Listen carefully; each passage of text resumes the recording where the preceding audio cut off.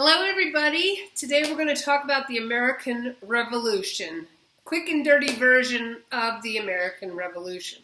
Things I really want you guys to think about as you're reading your text, doing the inquisitive map quizzes and inquisitive quizzes overall, and hope that you kind of look at it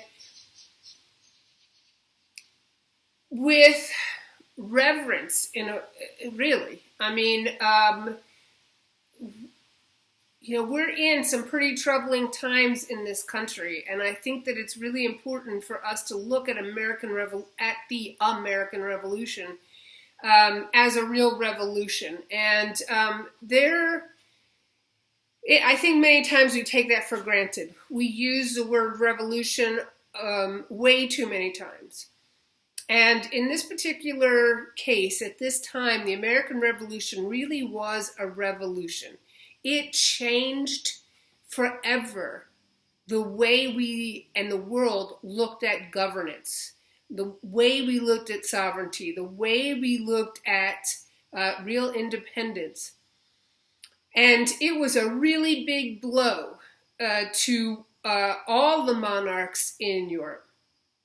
So the American Revolution, like Americans themselves, we are brought together by ideology. What is that ideology? Well, one of those pieces of ideology is liberty. Liberty. Liberty is also misused many times in our society, especially right now. What the heck is liberty? Well, the way people practice what they call their liberty, their freedom, is a far cry from what the founders believed liberty was. So, and liberty is part of something called the social compact, which we are actually going to get into next week when we're talking about a political theory that creates the Constitution. What's behind? What are our founders doing while they're at the Constitutional Convention? Are they just sitting around? Did everybody have the same idea? Absolument pas. Absolutely not. They did not. And so they're really going to flesh out what is liberty, what is freedom, and who are we. But it is the liberty, the concepts of freedom, and the concepts of self-governance, the ideology of those things are what drive and motivate Americans to separate themselves from England. Now, previously, I think in a video we talked a little bit like on overview. Was talking a little bit about not only are drawn together through ideology and not blood, but the ideas about self-governance, and that it was due to salutary neglect in a large part that the colonies became very independent-minded and allowed for the forging of and unification of many different people under the auspices of being independent, and change that independence leading to a desire to have a change in a relationship, the relationship with Great Britain, their mother country. And so with the first Constitutional Convention, the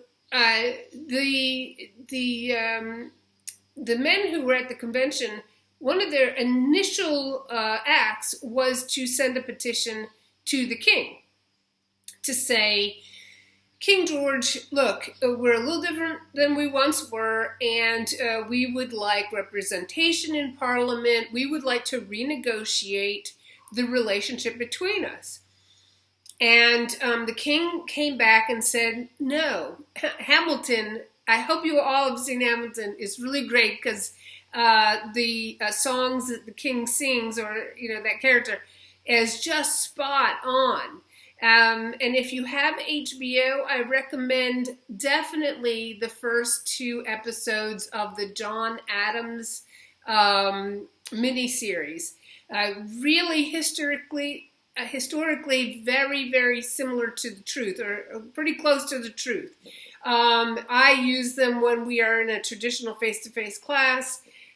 Because they're an HBO and they're copyright issues, I obviously cannot send them to you. But those first two episodes are really spot on, and they support and they concur with what is in Hamilton and just history in general. Because those two shows are created from the historical record. So the Constitutional Congress, or the convention request a new way to, like a new relationship with England. And the king comes back and says, not just no, but so no that, hey, you've just committed treason. And so you're all going to hang as traitors. And that is really what congealed the conventions together, and really set them on a path to independence, because the king was completely unwilling to renegotiate the relationship with the Americans.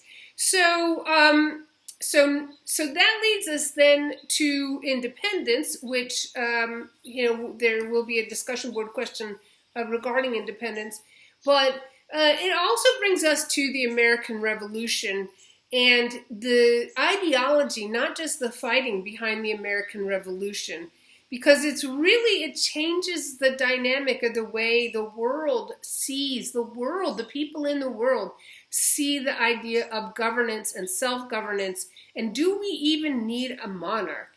And that question goes to the heart of the French Revolution. So what happens in this country spurs a domino effect, or begins this domino effect around the world that leads to a real reevaluation of governance.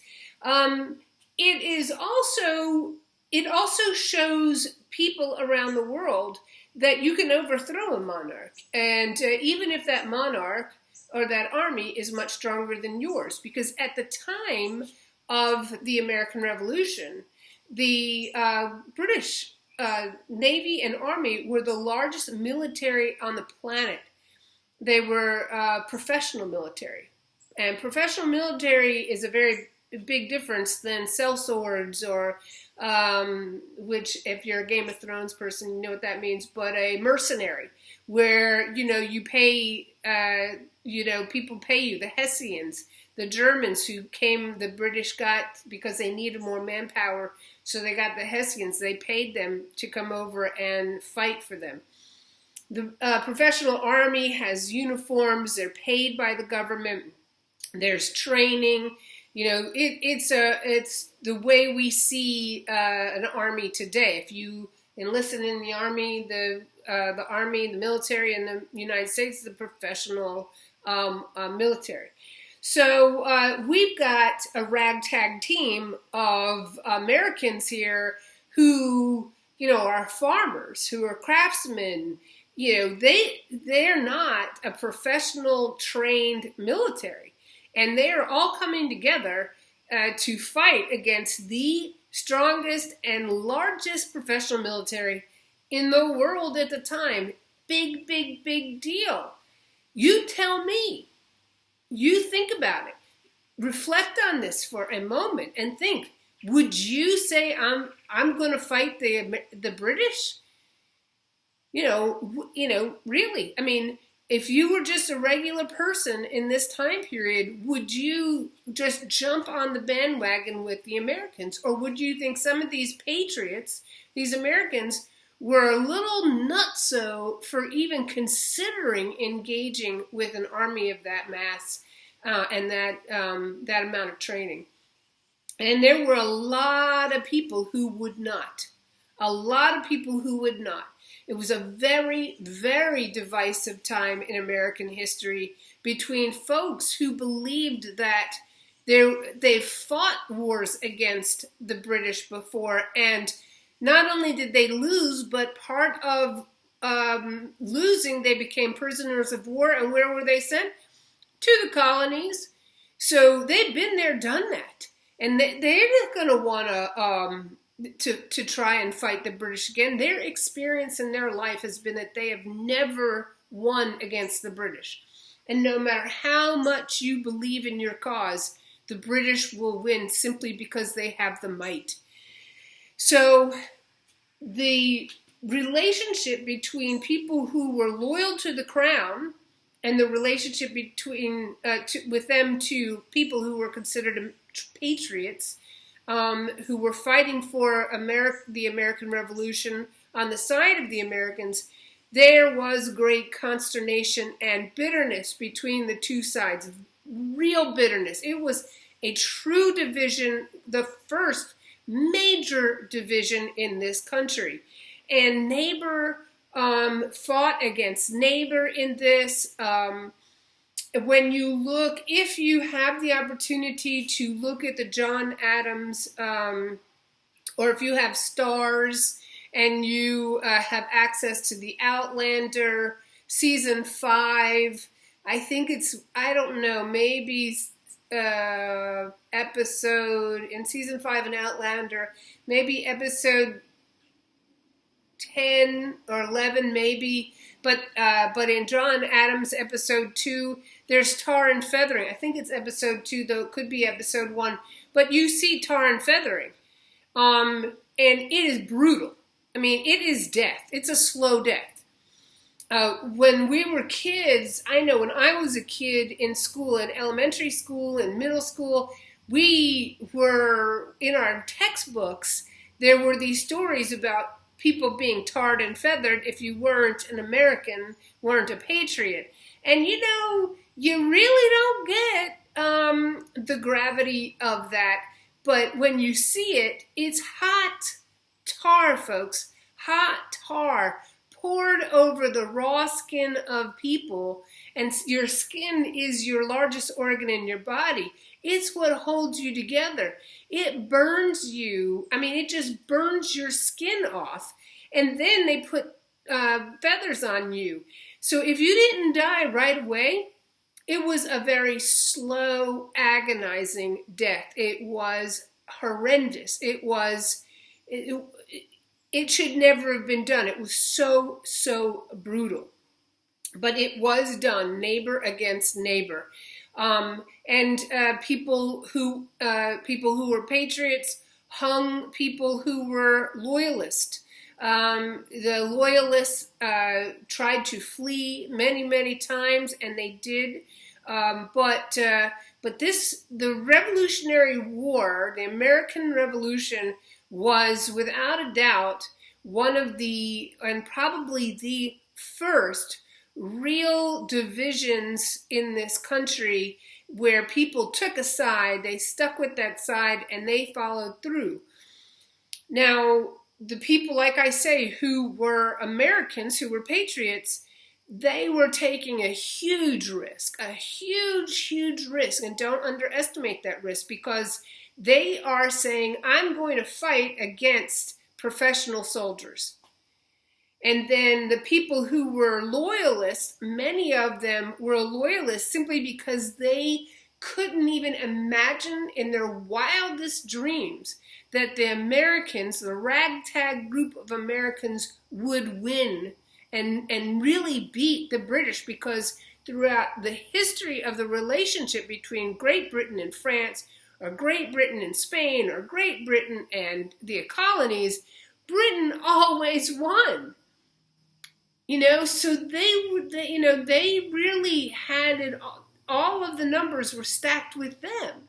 So, you know, you're really taking a chance. You're stepping out on into faith that you're going to win. And when you do that, you're taking your family with you, because when you're fighting a war, certainly a war like this, and any war in general, but this is a war that's fought in this country, on this land, against two groups of people. Some are Americans who are loyalists, Americans who are patriots. What do you think war is going to do? It's going to disrupt everything. It's going to upset the economy and commerce. It's going to upset your family life.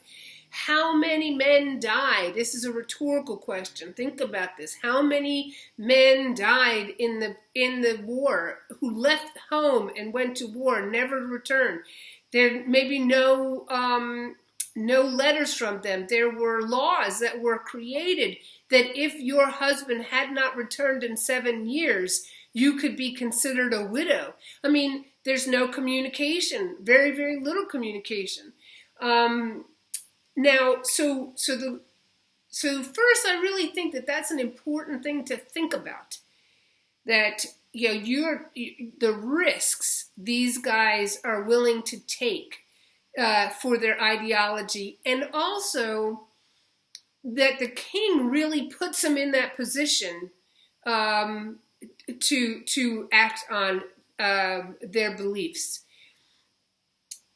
So why, at the end of the day, do the Americans really win? Well, first, very important thing is the British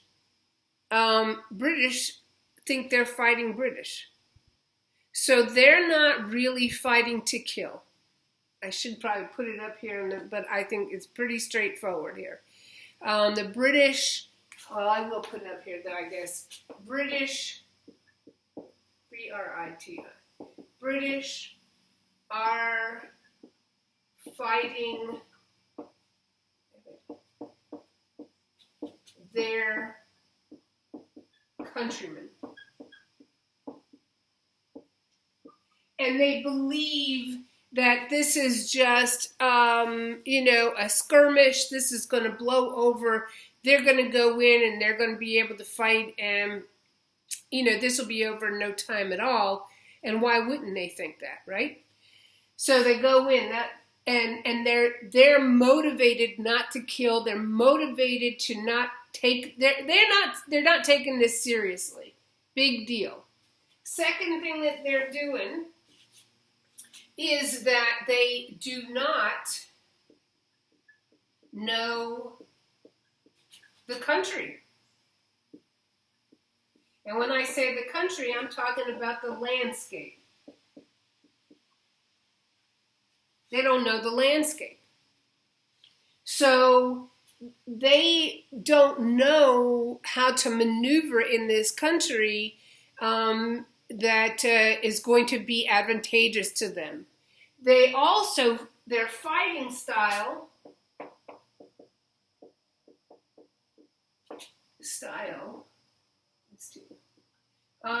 is pretty straightforward. I'm just going to F-O-R.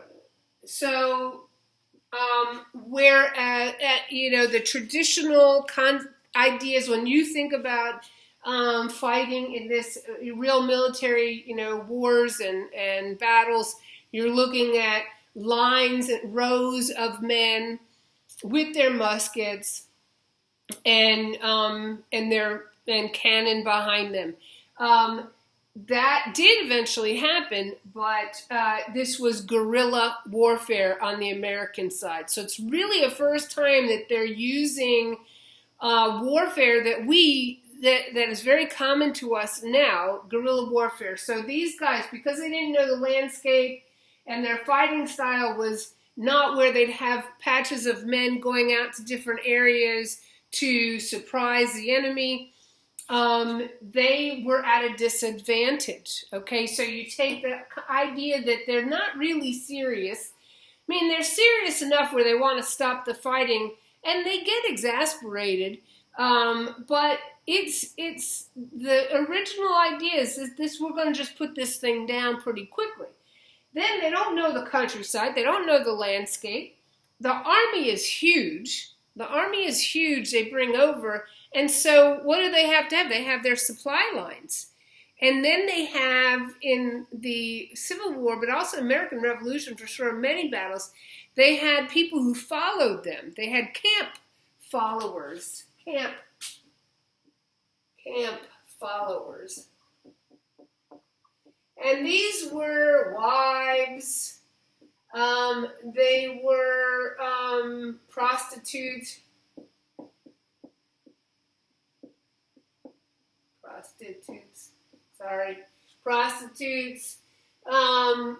You know, that there were camp followers, and because every, I know this sounds really crazy, but I mean, in our modern world, but the reality is,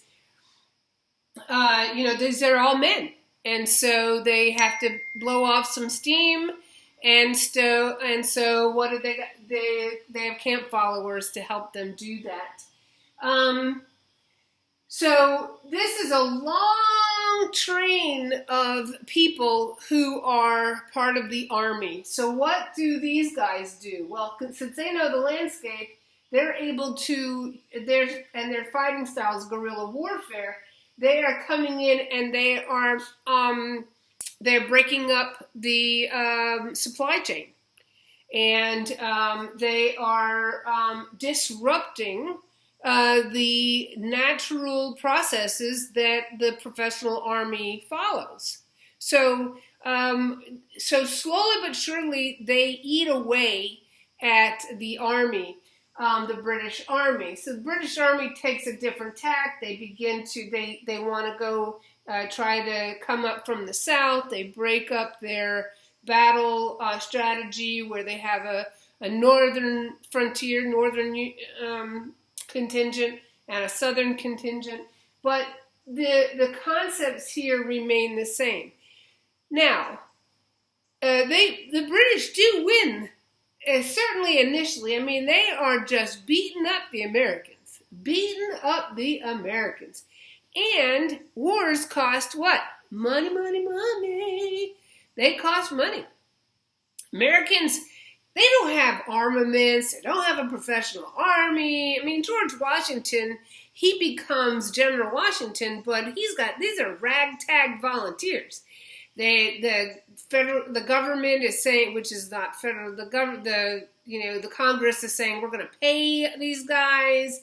Hey, look, let me just tell you, that was like, I'll believe it when I see it if they get paid. And a lot of folks who signed up to be part of the American Army didn't get paid for a very long time. They lost many of the initial battles. Now, there were a couple battles, in Lexington, Concord, and Bunker and Breed's Hill that really the Americans won over the British. But when we're looking at Colonel Washington or General Washington's armies in the north, they are suffering the agonies of the damned, and they are not winning. So what turns the tide for the Americans in the American Revolution? Well, they need money. So who do they look for? They look to the French. Why do they look to the French? Because the French hate the British. And the British have hated each other forever. And so, whoa, man, let's go with the French because the French will side with us. So, but France has to be, they're not going to just jump into war against the British because the Brits have a bigger army than they have. So I'm not going to jump into this without thinking about this. So the Americans have to convince the French to jump in. So there are a couple of battles that really help. So one of the battles that helps is the Battle of Trenton. Now, the Battle of Trenton is that's where you see, General Washington going across the Delaware River. So the Battle of Trenton happens, it's freezing.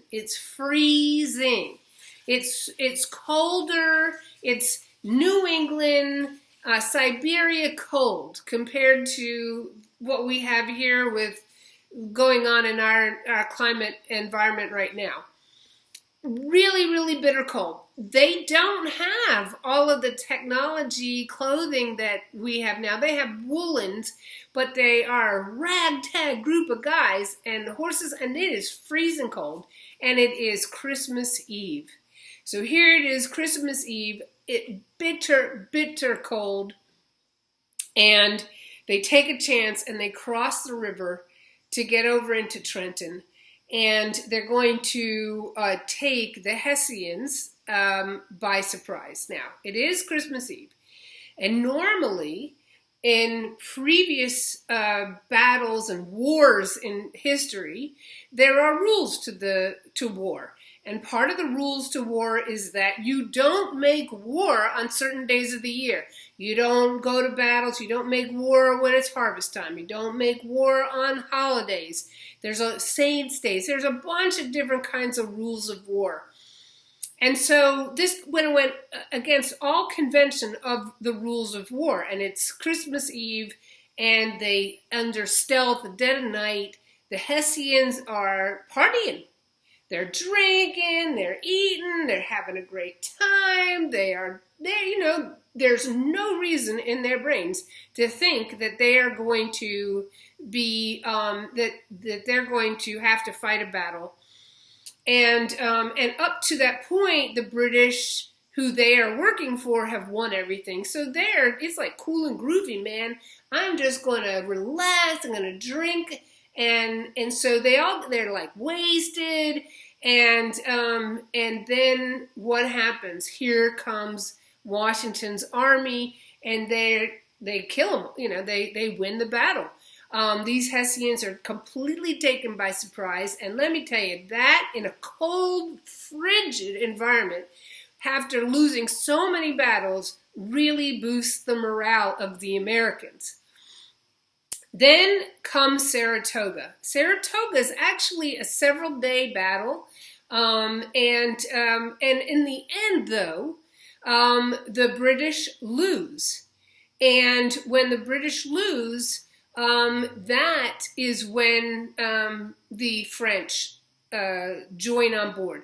So one of the turning points of the American Revolution is bringing on the French. And what is that event? What's that turning point event? It's the battle at Saratoga, where the Americans win. It brings on the French and the French Navy. And then the French come at the perfect time in the end, and they have their one and only battle they win over the British Navy ever in their life, around in Virginia at Yorktown, when the British finally surrender to the Americans. So we don't have the time, obviously, to get into all the wars and all that, but I think that this should give you a good overview of some of the strategy that was used within the war itself, the couple of the battles, why we ended up going to war, and what the mood was like in this country, Americans against Americans, so that we better understand, just how tenuous this situation was. Excuse me, and that we should not take this for granted. We are here, we're in America, but this was a pretty big deal, and it was a revolution in that it changed the way people looked at governance, looked at sovereignty from that moment on. So remember, if you have any questions, by all means, email me, and I will talk to you soon. Okay, bye.